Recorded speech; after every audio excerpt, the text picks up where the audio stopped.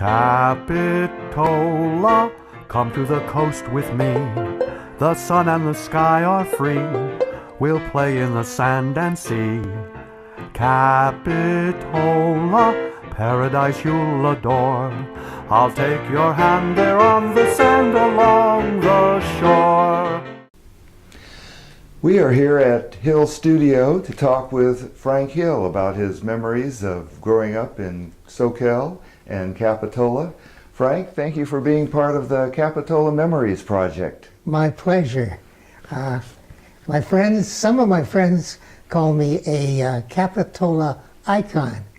And of course, you have to be old to do that.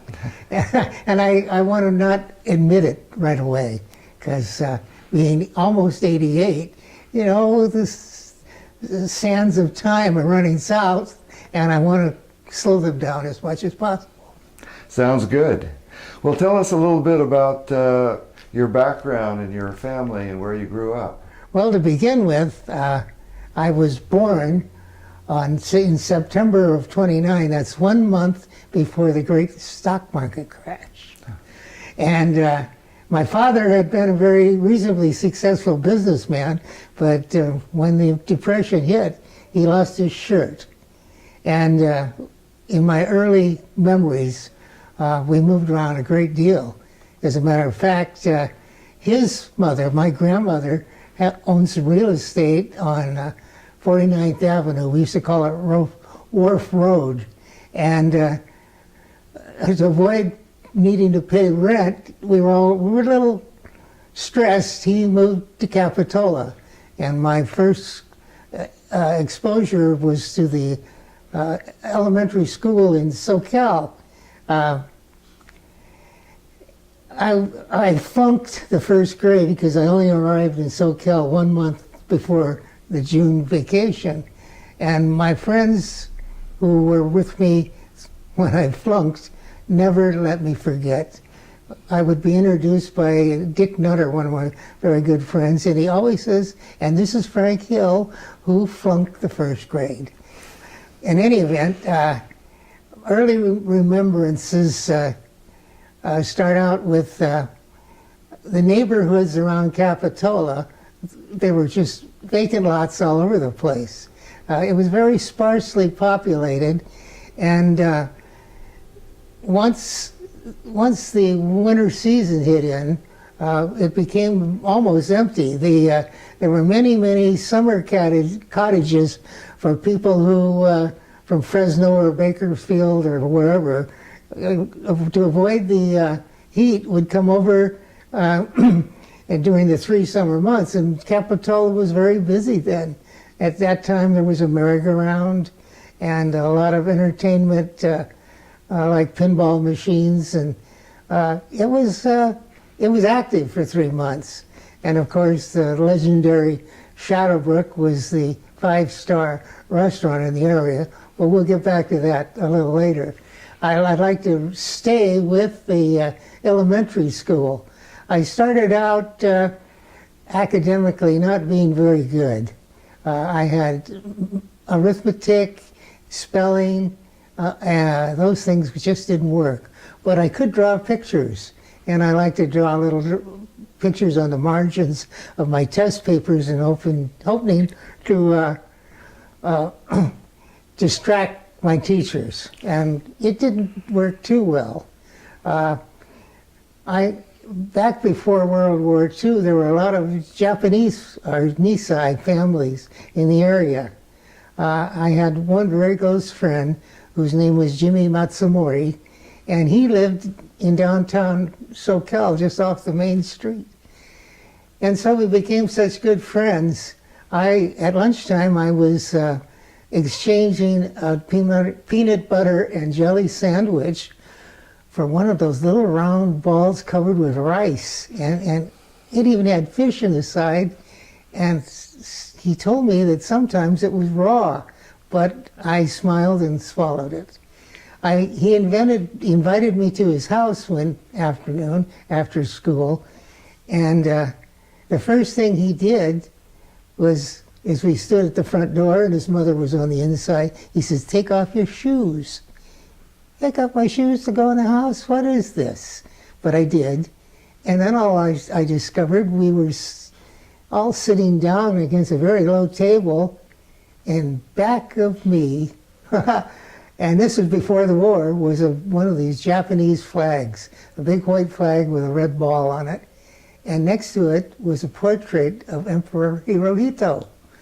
And that didn't disturb me much until Pearl Harbor, but those were the early experiences. One of his relatives came to visit from Japan, and she spoke limited English.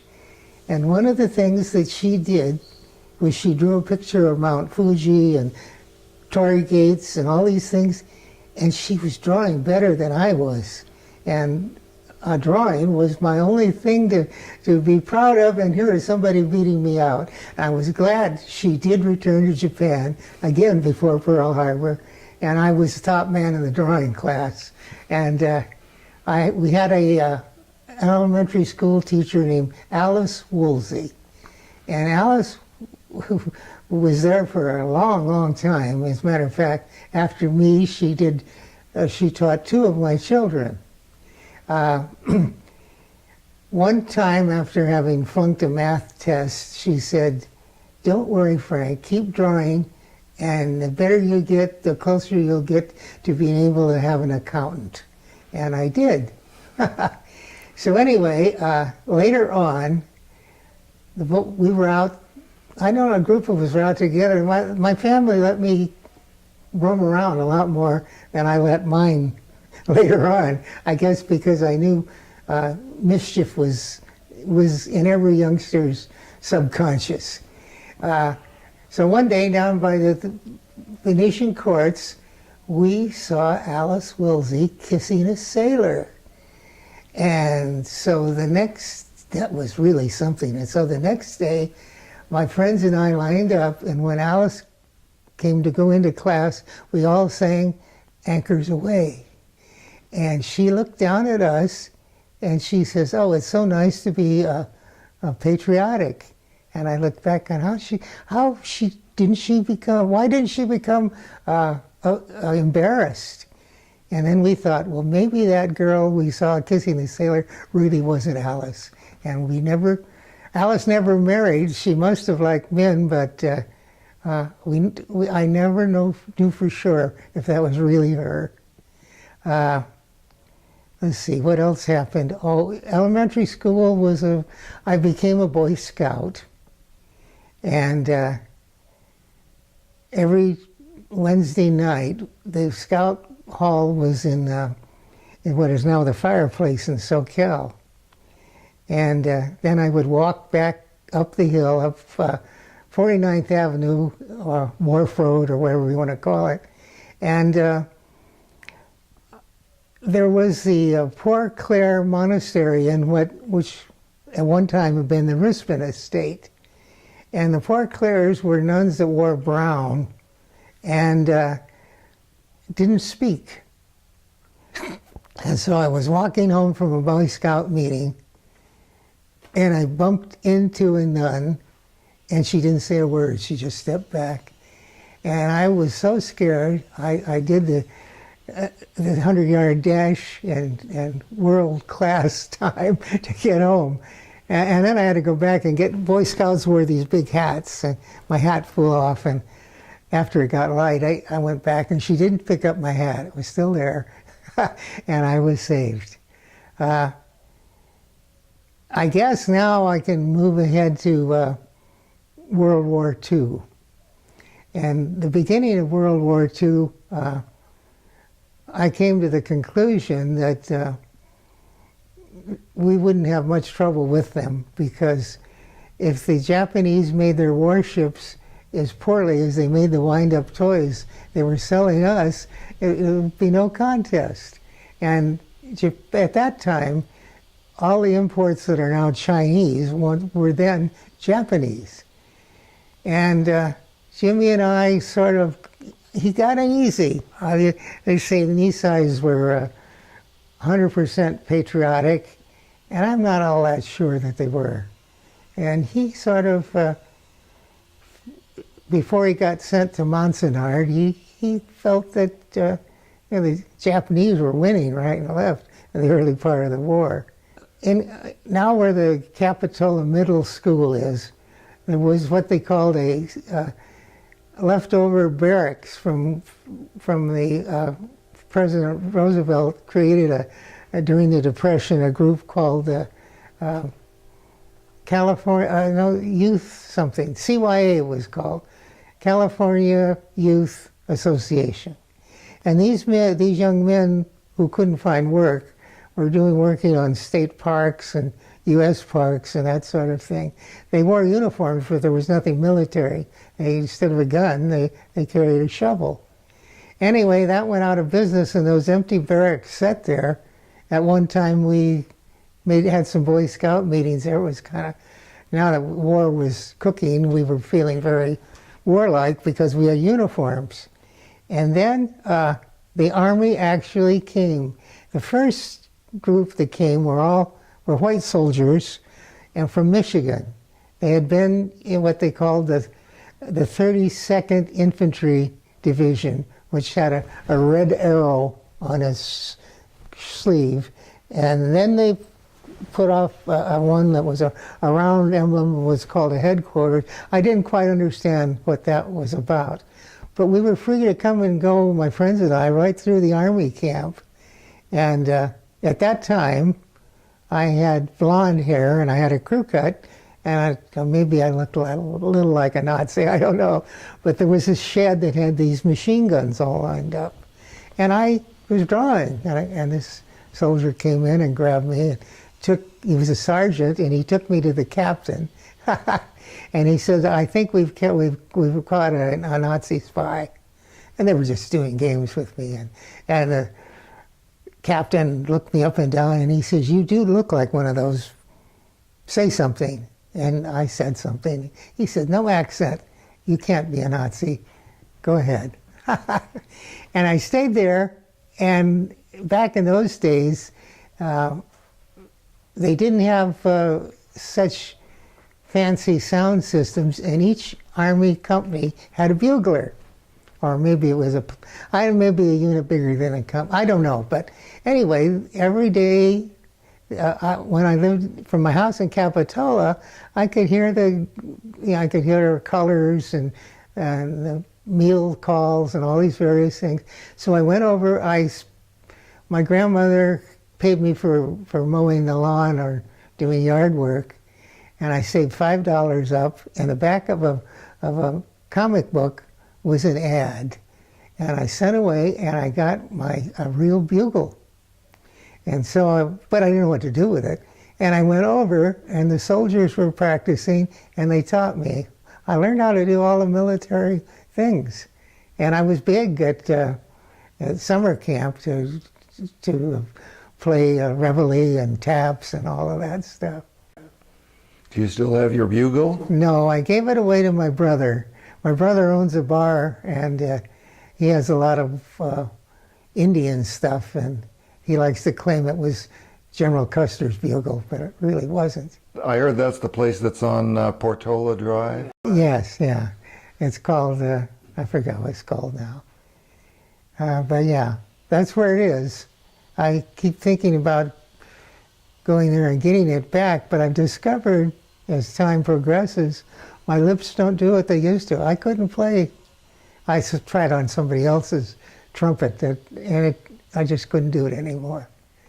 I had a paper route back in those days, and I had from what is now the Capitola Mall. Was in those days there were begonia gardens all over the place, and I would pick up my papers, and we couldn't use rubber bands because the war was on, and I'd bend them, and I had a back bag and two on both sides, and I did all of downtown Capitola up on Depot Hill and all around.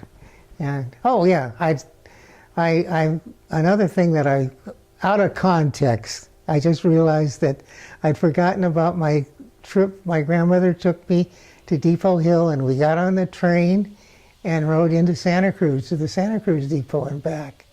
And that was really a wondrous thing. It was real old. It wasn't one of the old-fashioned trains with the big smokestacks, but it was old, and the conductor had one of those things on his belt for change. I remember that vividly. Anyway, that was jumping back out of context. I'm back to World War II and my paper route. At that time, shortly after the war had started, this white regiment was protecting this area. One of the things they did was cut eucalyptus logs and paint them as though they were cannons and put them along the cliffs. Wow. And, and the defense of Capitola was, they had a machine gun up on the cliff that has now got apartments on it. And they had dug this big pit, had sandbags around it. And again, they had those shallow helmets they hadn't got in early in the war. All the stuff was World War I leftovers. And anyway, the soldiers would sit in that hole day and night. They rotated them. And I would come by on my paper route, and one of the soldiers stopped me. They were very friendly. And he said, "Hey, kid, how much do you make a month?" And he said, around $18. And the soldier said, "That's exactly what I make, but I get food, I could get food and bed in addition."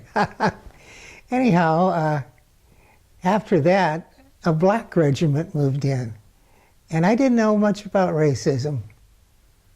They seemed very friendly and very nice. There was a black sergeant that gave me a ride in a Jeep, but they had white officers, and everybody else was black, but there was no problems. It was, I guess, all the white people were afraid. After Pearl Harbor, there was a real estate agent that we got to be friendly with, and he laughed. He said, "You could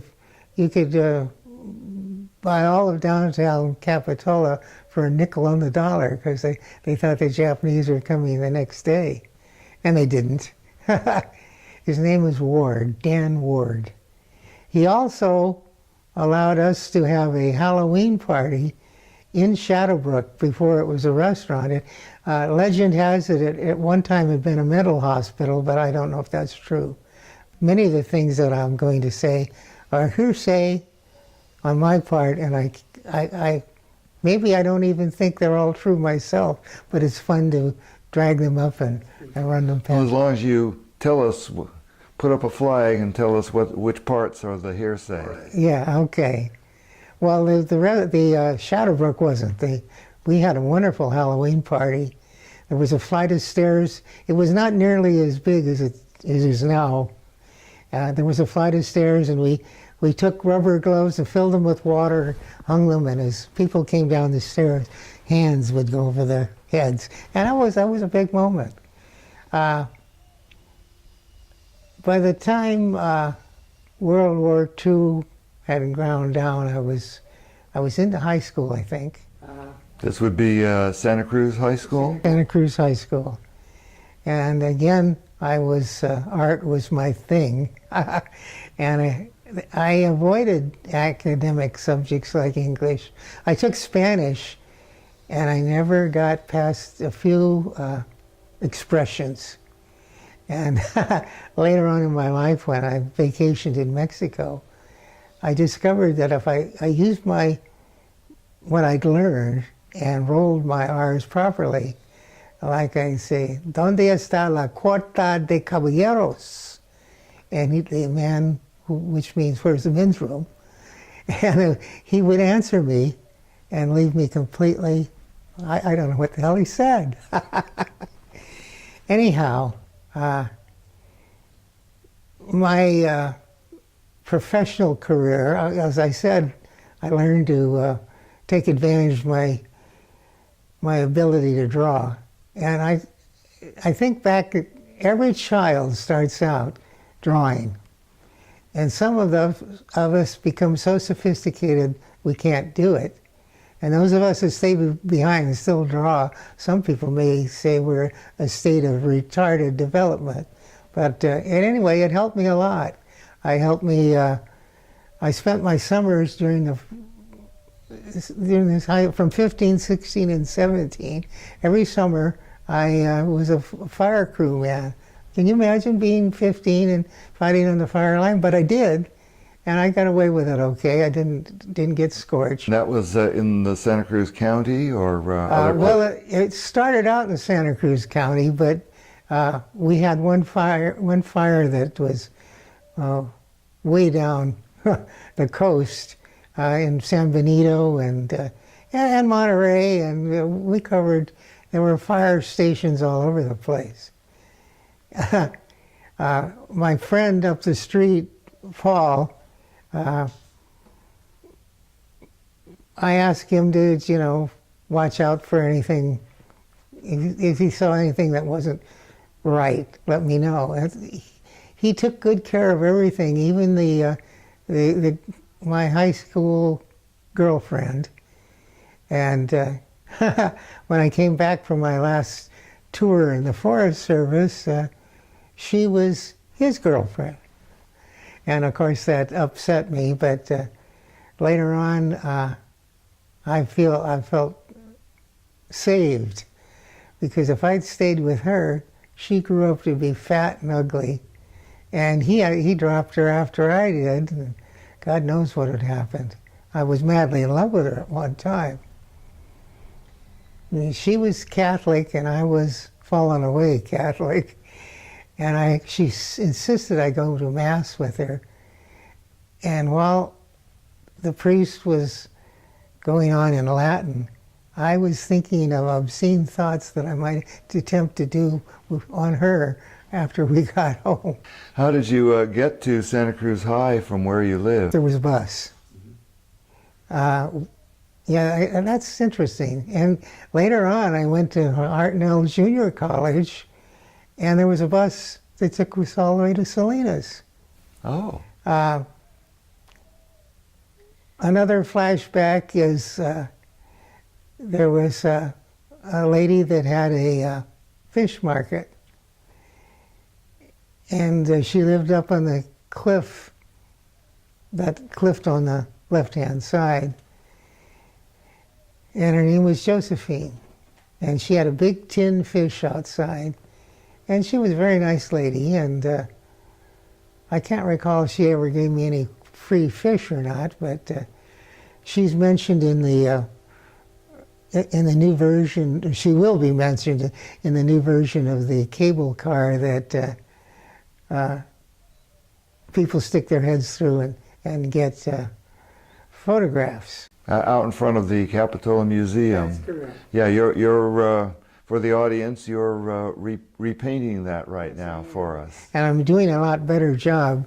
In the beginning, I was kind of hoping Paul Parsons would become interested. I wanted to put a real bumper off the front, one that stuck out. Like a cow catcher? Yes. And so he didn't seem too excited about that, so I sort of passed on it. Another thing I think would be perfect for it was to put the handlebars on the sides.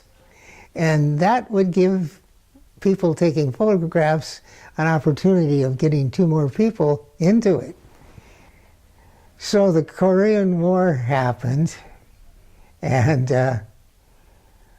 I discovered that the People's Republic of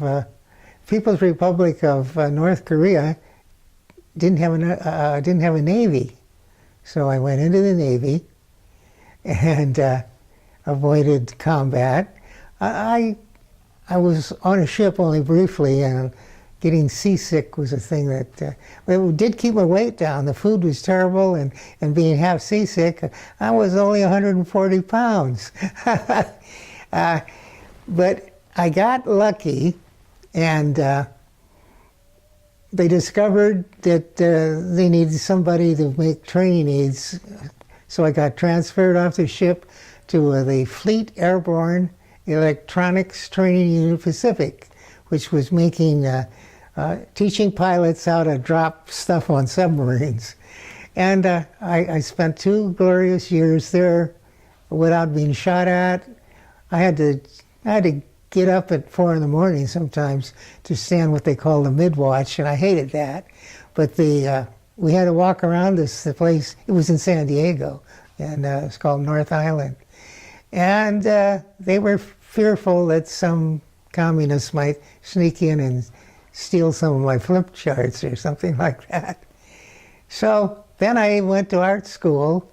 Where did you go to art school? The Academy of Art in San Francisco. It's now called the, was called the Academy of Art College for a while, and now I guess they're giving masters. It's called the Academy of Art University.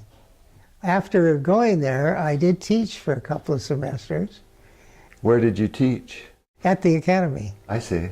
And because of that, I got both of my daughters were able to go without paying the fee. I think it was funny. We had many students. We had some Arabic students and some Japanese. And there were 2 Japanese students who didn't speak English at all. But there they were. And so I would get a homework assignment and I asked them if they understood. They both smiled, yes. And when the homework came in, it was 100% opposite of what I had ordered, but it was so good. They were better than anybody else in the class, and I got an A anyway. I've spent some times in ad agencies after school as a layout man. In those days, before computers, the client would have to see a sketch and the position of the typography and all of that. Nowadays, the computer does it all. They don't need in between people anymore. I guess they still need, on occasion, an illustrator, but even then, after having all that life class, which was good, life class was fun, looking at naked ladies, but now, I think it's Apple, I went to a convention, and the computer was creating these figures. I said, give me one laying down, smiling, looking at me, and don't make her too fat, and the computer does it. So who knows? We're reaching a time where our computers are doing so much, perhaps with robotics being what they are, the people who normally look at these paintings and art and advertisements will be robots themselves. Who knows? Tell us a little bit more about your career. Okay. After art school, I worked at a couple of ad agencies. I worked for a book publisher.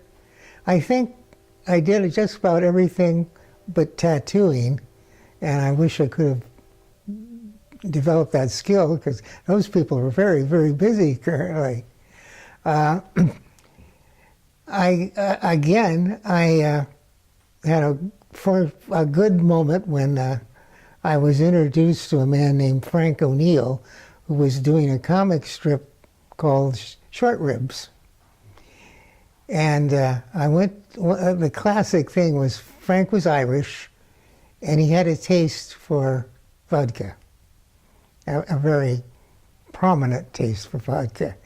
So I went to see him in his office, and art students have a thing they call a portfolio with 8 or 10 or 12 very good samples of the best work. The rule was start out with something strong, have intermediate work in the middle, and then finish with a winner.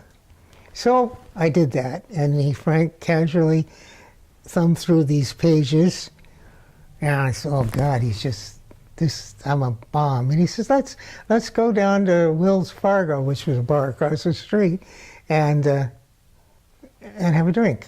And I said, well, that was nice. He's sending me off nicely. So we sat down and we had a drink. And he said, would you like another? And I'm thinking, how am I going to get home Well, I was living with my folks in Capitola at the time, and that was a long drive. So I had a second one. And we got to 4, and I knew I wasn't in very good shape, but I did drive home anyway. But anyhow, he looked over at me and he said, okay, Frank, when do you want to start? He hired me because I could drink with him, not because I could draw with him. Anyway, he was a legend in his own time. One of the classic stories, he used to buy all kinds of foreign cars, Maseratis and Ferraris and all that sort of thing. And he had me as a passenger. I left my little car at his home at TR3, and we went drinking. And he was coming back, it was fall, and there was a huge pyramid of pumpkins. And for some reason, he temporarily lost control, and he drove this beautiful, and Maseratis were aluminum, not steel. It dented some. He drove this car right into this huge pile of pumpkin. The wheels were spinning, and pumpkin seeds were flying, and he finally got out of the mess, and he drove home, and his wife was on the porch. And she said, "You crazy fool, I heard you're going down. I heard the noise that Maseratis had a very distinct sound." And he said, "Honey," he said, "I had to get back here in a hurry." And she said, "Why?" And she says, "Because I was afraid it might turn back into a pumpkin." After him, I went to work for Hank Ketcham, the Dennis the Menace man. I started out just doing comic books, but off and on, he'd hire me and fire me at intervals. Now, he lived in the Monterey area, yes, didn't he? Yes, he did. Well, no, he didn't. He had moved to Switzerland by the time I went to work for him. Oh. So he was a very tough taskmaster. There's no drinking with him. He was always on my case.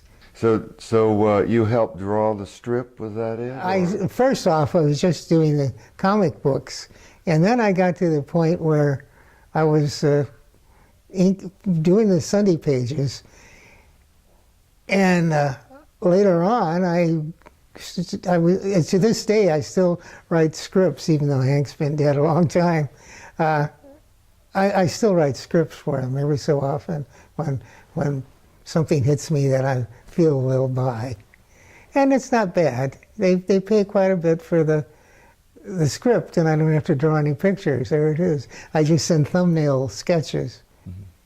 So somebody else, now I'm not familiar, the strip still exists? Oh, yes, it does. And there are 2 people in the East Coast.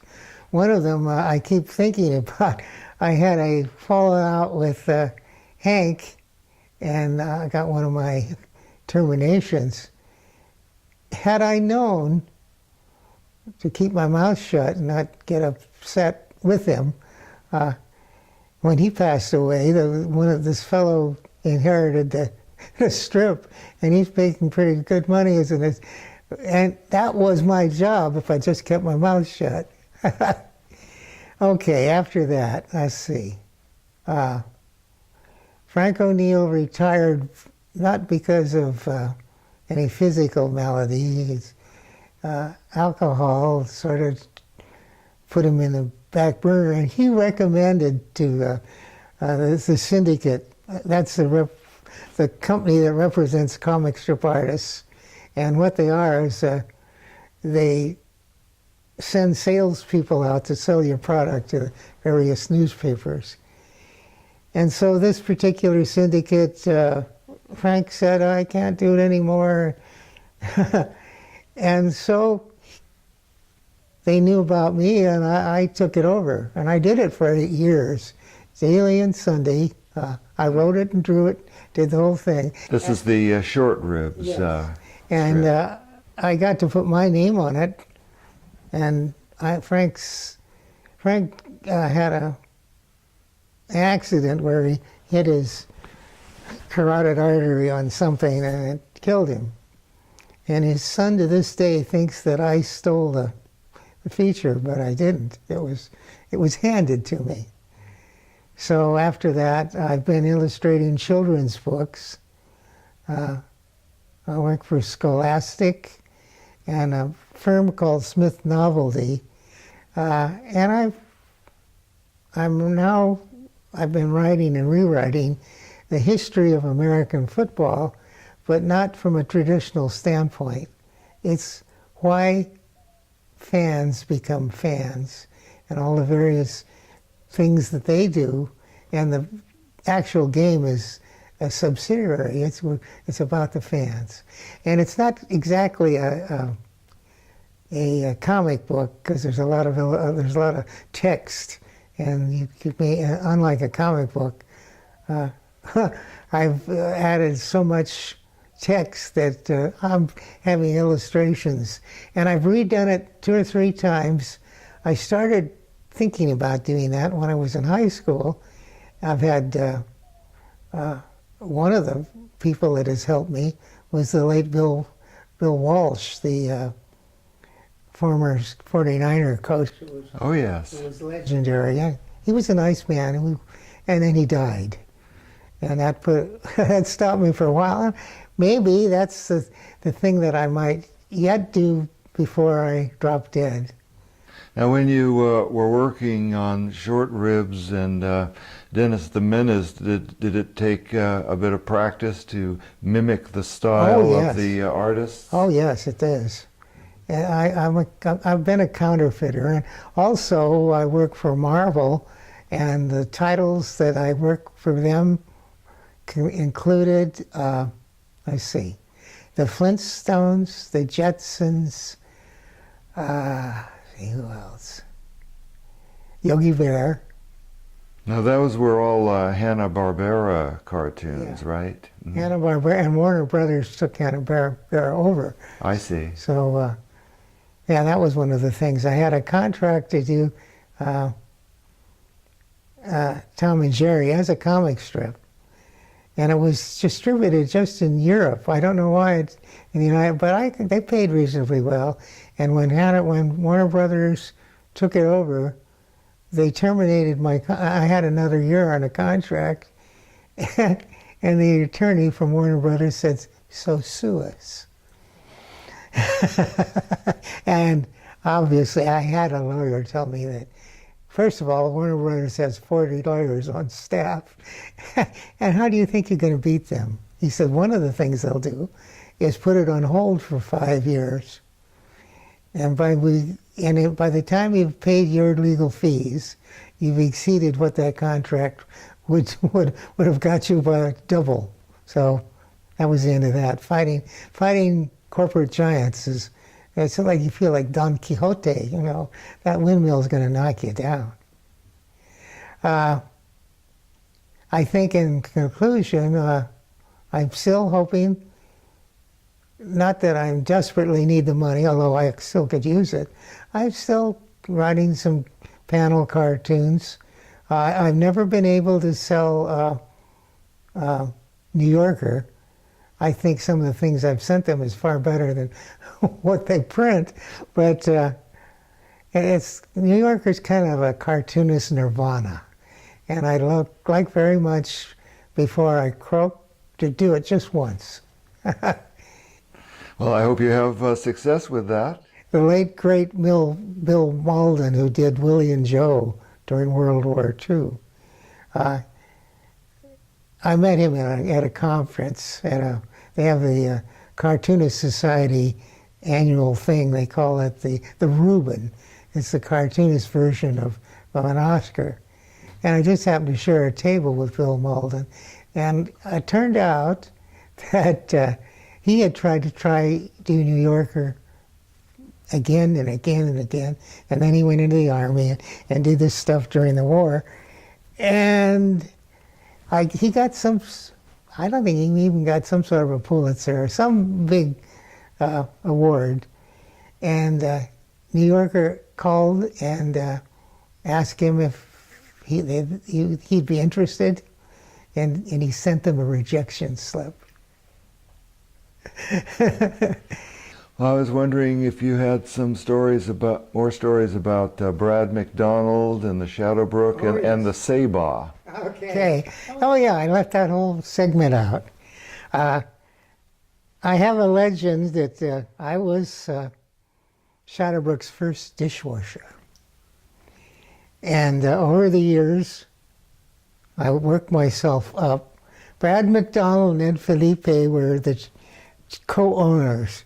Brad was, although he later became a Mormon, he was a wild one. He did crazy things.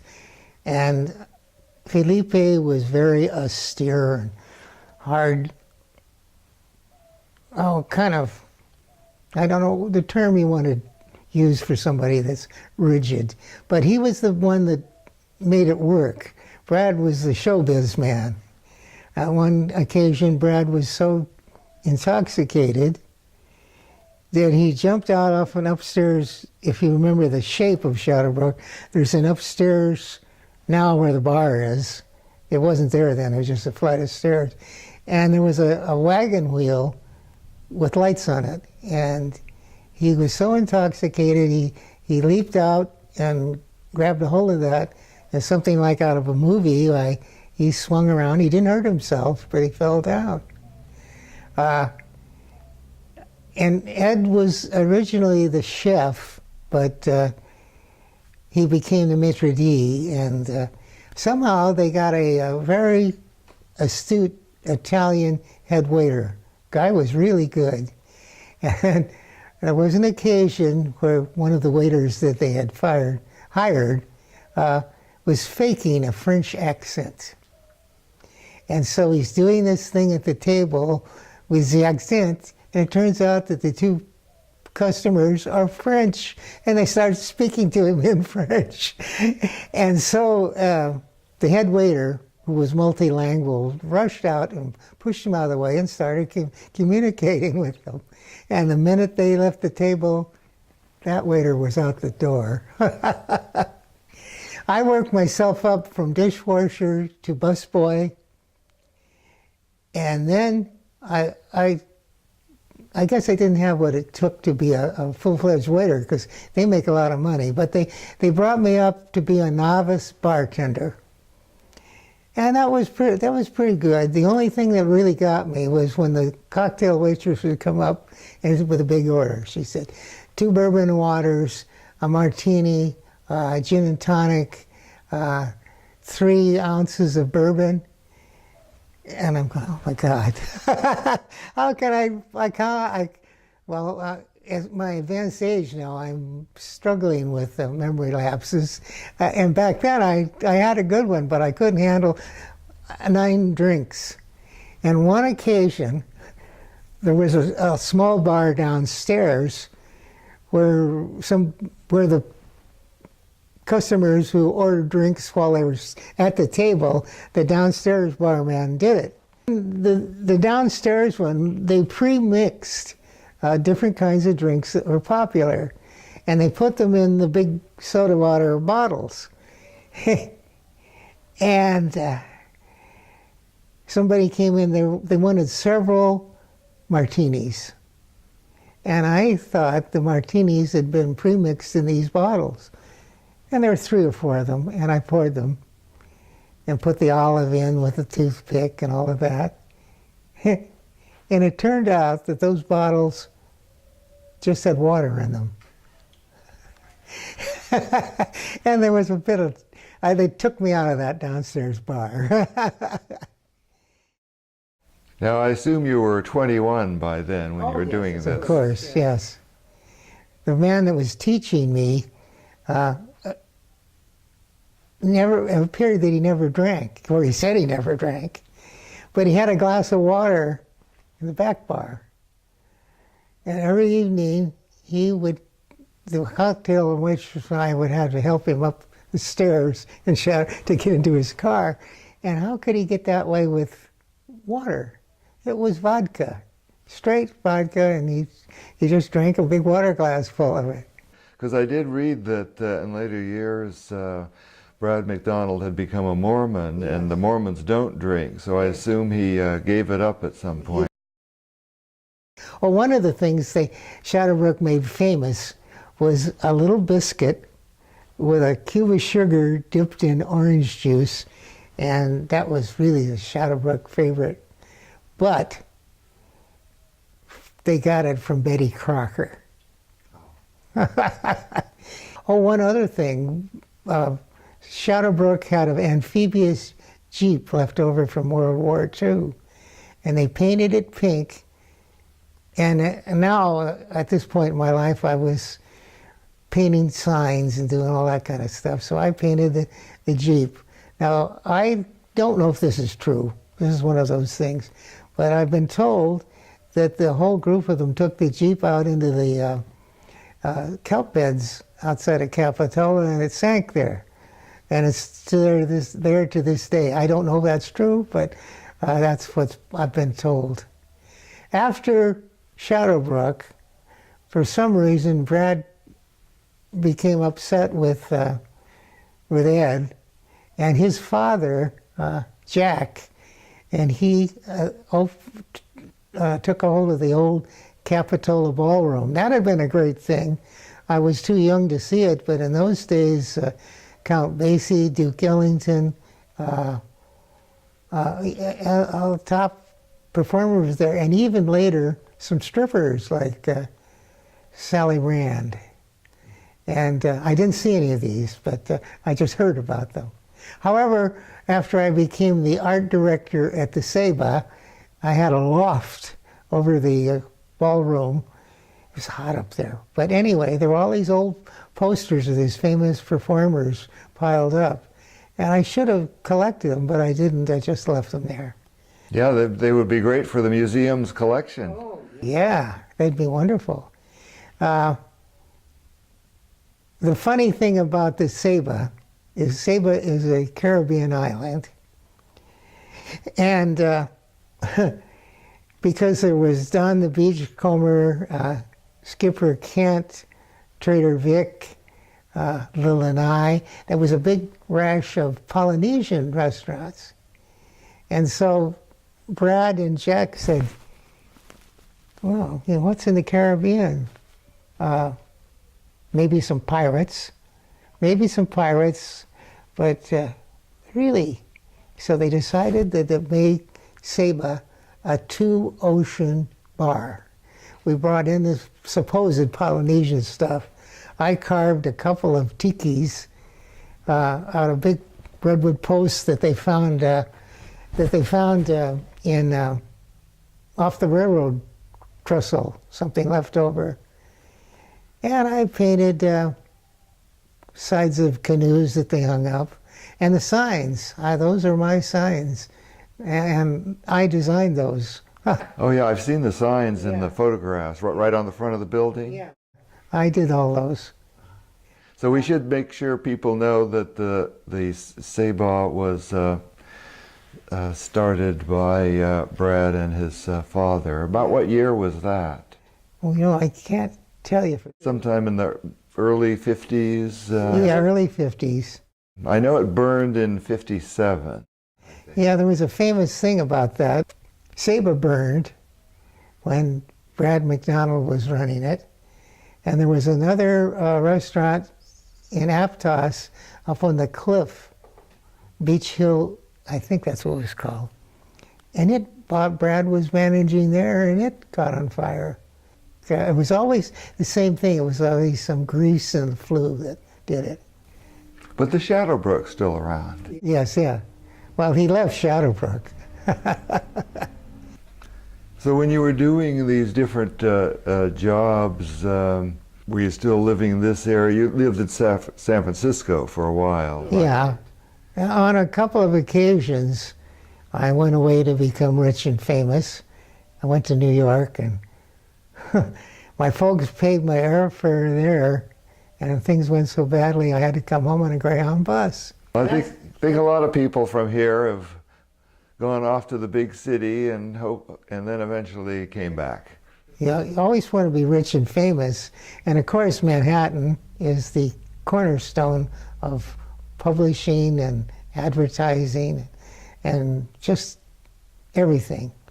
LA is just a second level. Of course, they've got motion pictures, but they don't rank with New York. I could go attempting to sell something, going from publisher to publisher. I could go to 6 of them in one day. Of course, 6 rejection slips is, what are you going to do with that? That's why I used one of my classic things I would tell my students when I was teaching, that you've got to be functional and persistent. I said, there's a famous writer named F. Scott Fitzgerald, and he claimed that he could paper his whole living room with his rejection slips. Well, I'll tell you something. I could do my living room, the bathroom, and the dining area, and maybe even the garage. Well, that's a good message for the students, that you got to be willing to accept rejection and keep trying. And don't give up, yeah. That's absolutely correct. I've sold from time to time, I've sold some girly cartoons. There were a lot of publishing houses that are imitations of Playboy. And they were cheaper than Playboy, but I got into them. I never got into Playboy itself. Even though Eldon Dedini, who lived in Carmel and became a good friend, he tried to get me in because he'd been in there constantly, and he wasn't able to pull it off. I have had a whole number of associates who I work for or work with that were major league players.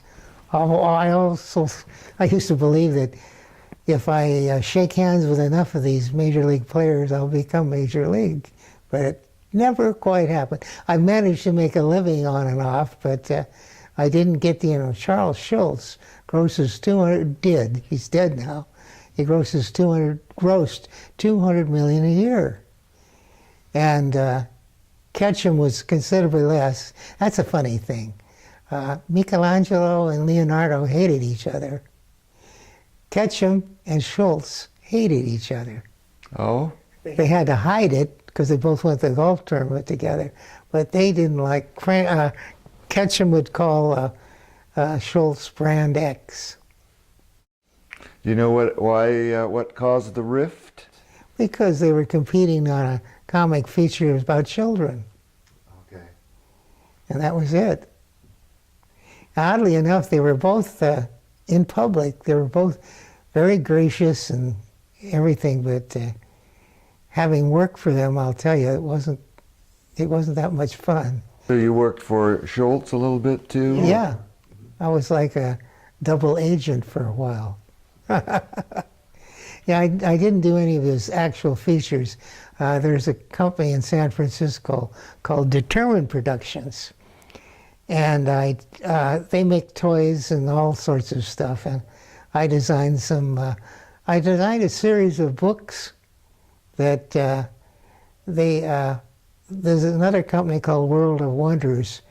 And there was a doll called Teddy Ruxpin, a talking Teddy. I remember Teddy Ruxpin. Well, the same company that did Teddy Ruxpin, they took Snoopy, and they made Snoopy tell a story, and Schultz didn't do it, but I illustrated the 4 books that were companion books. You buy the doll, and the kid can sit and read the book while Snoopy read it to him.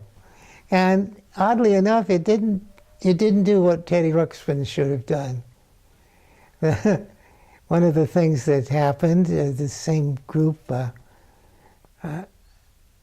I think it was Peanuts. They did a whole bunch of Peanuts mugs, a whole shipload of them. And somebody made a mistake when they unloaded the ship. They had a shipload of coffee cups with no handles. So I don't know what they ever did with those, but that was one of those blow-ups. I think Determined Productions was responsible for that one. Connie Boucher, the owner, had passed away some years ago, But I think determined production is still going. It was, some people claim that Happiness is a Warm Blanket was Schultz's big book that got him rolling. He only had 19 client newspapers when he started. And every year at the cartoonist convention, the editor from King Features was named Sylvan Bike. And the moderator would bring him up, and they did it repeatedly, because we all expected it. And now I'd like you to meet Sylvan Bike, the man that sent Charles Schulz a rejection slip. Was there a particular artist that was an especially big influence for you? Well, collectively, there was of course, Elder Dedini, I already mentioned him. He was an incredibly good watercolorist, in addition to being a cartoonist. He was great. He's passed away too. His name was Al Parker, and some of his stuff is on the wall over there, the auto things. He did Sports Illustrated, and back when there was strong interest in magazines. He used to do magazine covers. He was very famous, but people who are not into it don't remember him. They used to when I was in art school, they called him Norman Rockwell with taste. So he lived in Carmel Valley, and I just became a good friend of his. And he helped me some, but he was such a nice man. I'd bring him a sample of my work, and I want to critique. He would only find the good things. He would never mention my mistakes. He didn't want to hurt my feelings, but I wanted him to do it. He was a really nice man. He and even after I moved from Carmel, he came up here, he and his wife, and visited us right here. And my daughter Holly was about 4. And so Al, on a piece of paper, brought him a clipboard, he drew, halfway through, he'd done a little caricature of her. And she took the crayon out of his hands and scribbled on it. I wish I still had that, but anyhow, and he looked at me and he said, "You're raising an art director." So, I think one of the things I should only mention briefly is, my personal life is not relevant to Capitola, but I'll enter it briefly. I've been married 3 times, 2 divorces, and the third one, Carol, who just several years ago died of cancer. My daughter Holly also died of cancer when she was just 40. Oh, that's too bad. So Tori's here, and my oldest daughter is living in the Bay Area. So I don't want to focus on that, because I find it difficult. After losing 2 of my important ladies, I've had recurring dreams, and it's tough. And you never quite get over it, so I'm not focused upon that. What are the biggest changes you've seen in Capitola? I know you've seen a lot. Wow, big changes. When the Saba burned down and they put a toilet there, that's something. Let's see, what else? There was a bowling alley in the middle of town where the cluster of shops are now. The Capitola Mercantile. Yeah. At the end of the wharf, that was a classic thing. Again, I don't know if it's 100% true, but there was a huge big barn right close to when you first moved into the wharf. It was there when I was a youngster, and then they tore it down. But I'd been told that Soquel had been a great area for growing potatoes. And they needed potatoes up in the gold rush countries. They were for some reason, because they lasted a long time, and They were easy to prepare. And the ships, I guess they were sailing ships, would come into Capitola and they'd load them up with bags and bags of potatoes, and they were stored in this big shed. And the legend has it again that when the gold rush sort of petered out, the final thing happened was a whole barn full of potatoes. And they begin to deteriorate, and they say that the sailors coming up the coast didn't need lighthouses for beacon lights, just the smell of the potatoes at Capitola. Again. Well, it's a good story. Yes, yes. Do you remember when the freeway was put in through here? Or? Yes, I do. When I was a small lad, the old San Jose Road was the road. And we went past a place called, what was it called? Holy City. And there was a guy named, I think his name was Riker. Yeah, Father Riker, I've heard of him. He had a cult there. And as I remember as a child, he had cement statues of Santa Claus, and of course that turned me on. And he had a car, an old car, that he said it would belong to the general in World War I, Pershing. I don't know. General Pershing? Yeah. I don't know if that's true or not, but he said it was. And then he had shops there, and as a little person I remember walking around.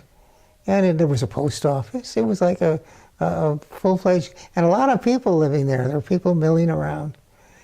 And of course, Riker was anti-Semitic and also a Hitler lover.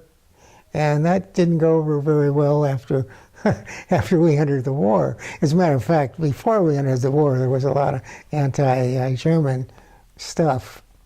Now, you painted the murals that used to be in the post office in Soquel. Yes, I did. Yeah, I did.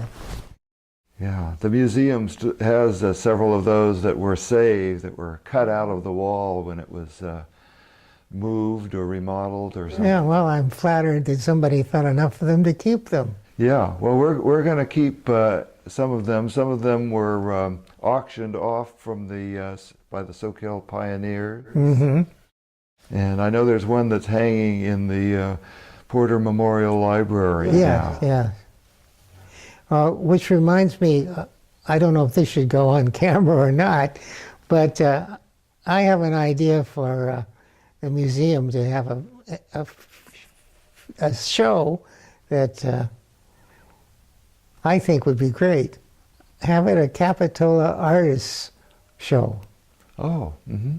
And I would contribute. What I was thinking about doing was taking some of those old photographs of what it used to look like and translate them into not accurate reproductions, because I would put my style in, and then put them on a frame like that one, and put a sepia tone glaze over them so they look old, and not actually say that they are old, but they represent something old.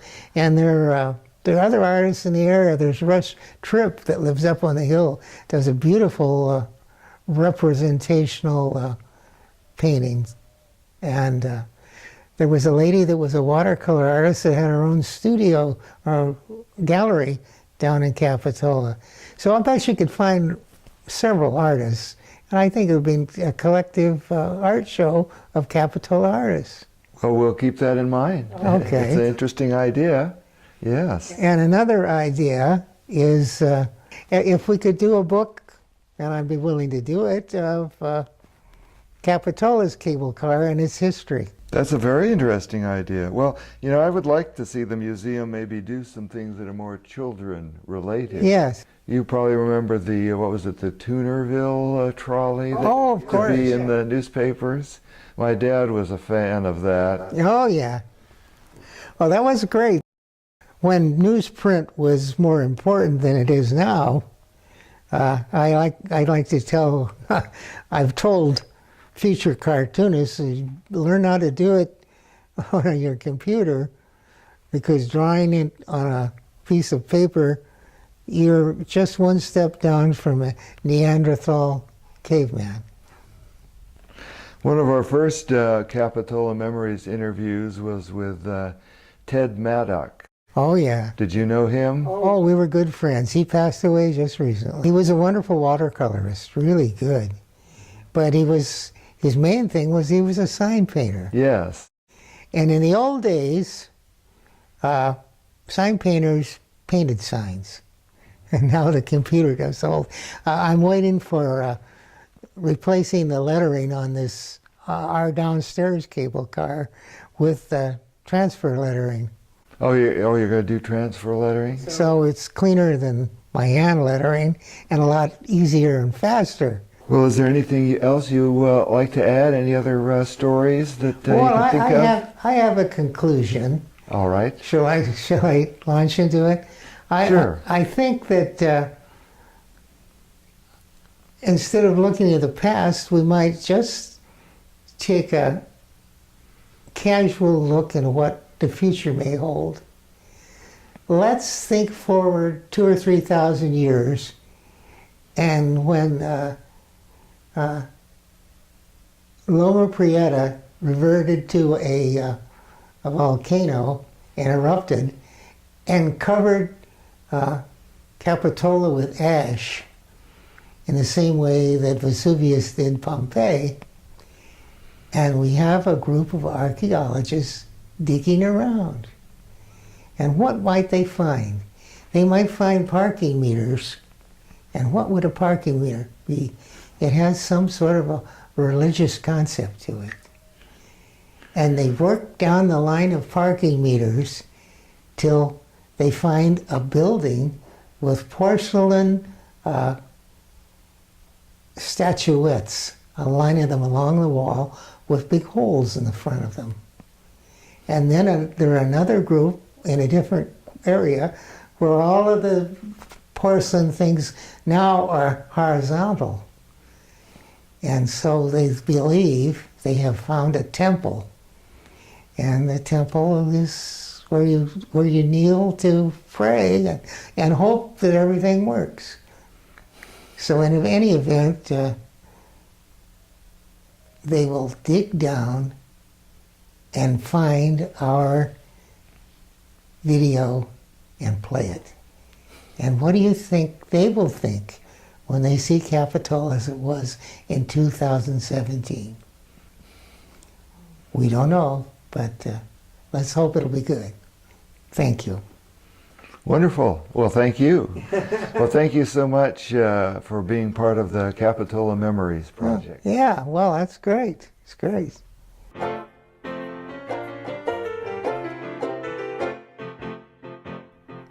Capitola, come to the coast with me. The sun and the sky are free. We'll play in the sand and sea. Capitola, paradise you'll adore. I'll take your hand there on the sand along the shore. Capitola, over the bridge we'll go. We'll capture the sunset glow and wait for the creek to flow. Capitola, sway to the ocean's roar. Beside the strand we'll hear the band down by the shore. Capitola.